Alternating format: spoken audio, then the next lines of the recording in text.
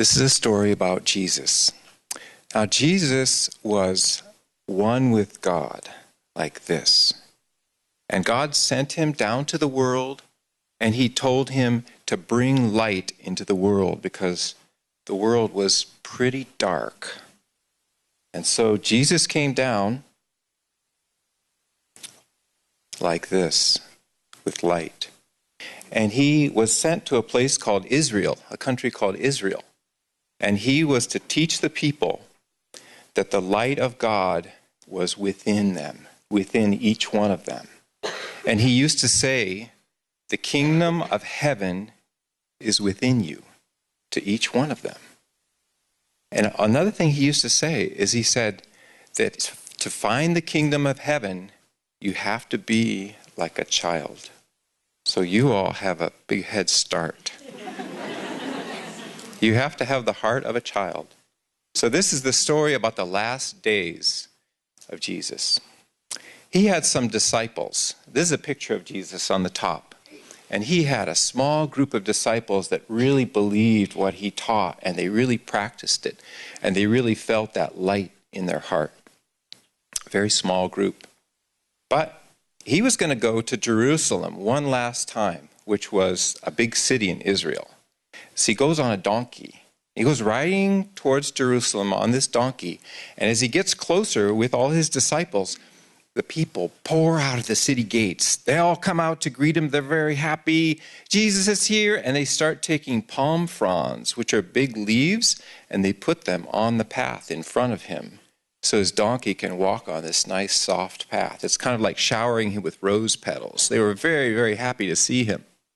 And so he gets into the city, and he starts to teach to a big group of people. And one of the main things he said is, yet a little while is the light with you. Walk in the light while ye still have it. Believe in the light that you be children of the light. He kept talking about light to them. And some people understood and some people didn't. Well, he's talking to this huge group of people. Way up in one of the churches is one of the leaders. The leaders of the city and the leaders of the church looked at him and they thought, this is not good.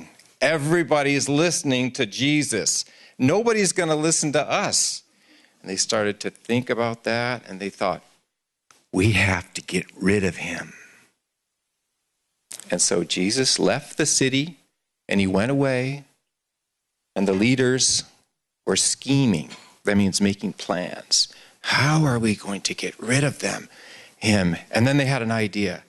And one of the leaders said to the soldiers, go arrest him. So the soldiers went to where Jesus was with his disciples, and they arrested him, and they brought him back to the city, and they tried to figure out how to get rid of him, and it wasn't very long that they figured out a way, and they wrapped his body up in a cloth. This is for real. They took it to a cave. They put it in a cave, and they covered the door of the cave with a big rock. Then they went back to the city, and they said, we got rid of all that talking about God is within you, God is light, heaven is within you. We got rid of that. That's done. And Jesus' disciples, they were very afraid. They thought maybe they would be next. And they thought Jesus was going to bring light to the whole world. He was going to teach all the people. The world was going to be a better place. But instead, it was gone. They all hid. His disciples hid in a room. And they were very worried. They were very shaken. And then one morning, one of the disciples named Mary Magdalene, she went out early in the morning and she went to the place where Jesus was buried. She wanted to pray and be near him. She went there, and the rock, the big rock that it took a bunch of soldiers to cover the hole where Jesus was in the cave, was moved. She went up and she looked in.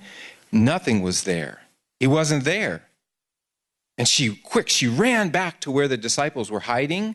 Remember, they were hiding in a room, very scared. She went into that room and she said, they've taken him. He's gone. His body is gone. And they said, no, and two of the men ran with her all the way back to the cave. This sounds scary, but it's going to have a happy ending.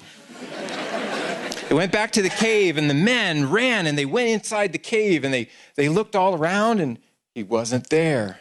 And then they left, and they went back to their place where all the other people were, except Mary, the lady. She stayed there, and she was crying, and she was looking in the cave and crying and praying. And then all of a sudden, she saw a light in the cave, some lights. They didn't have lights in caves. And she looked in, and she saw two angels. And the angels were standing there, and they said, "Woman, why are you crying?" And she said, but because they've taken away Jesus, and I don't know where they've put him. And then all of a sudden, she felt there was someone behind her.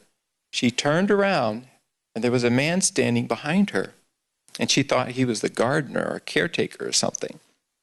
And she looked at him, and he said, "What are you doing? Who are you looking for?" And she said, "Well, they've taken away his body. If you know where they put it, tell me so I can get it and take it away." And he looked at her again, and he said, "Mary." And it was Jesus. And she recognized him. She said, "Master!" And she started to come towards him to hug him or touch his feet. And he said, "Don't touch me yet. I have not ascended unto my Father yet." That means I haven't gone back to heaven yet. And he said, "Go to the others where they're hiding and tell them that I'm going to go back to my Father, to my heavenly Father." He was going to go back to heaven. And so she went back and she told them this. And that night, when they were all quiet and alone,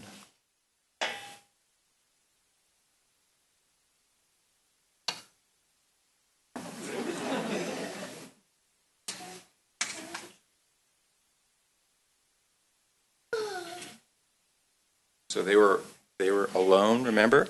The door was closed. All of a sudden, Jesus appeared right in the middle of all of them. He was alive. And they were all frightened, and they didn't know what to think. And he said, first thing he said is, "Peace be unto you." He told them to be peaceful. And then he said to them, "As my Father sent me, so I send all of you." And then what he did, they say, he breathed the light of God into each one of them. And it was a light that he proved could never, never, never go out. And that's the story of how Easter started.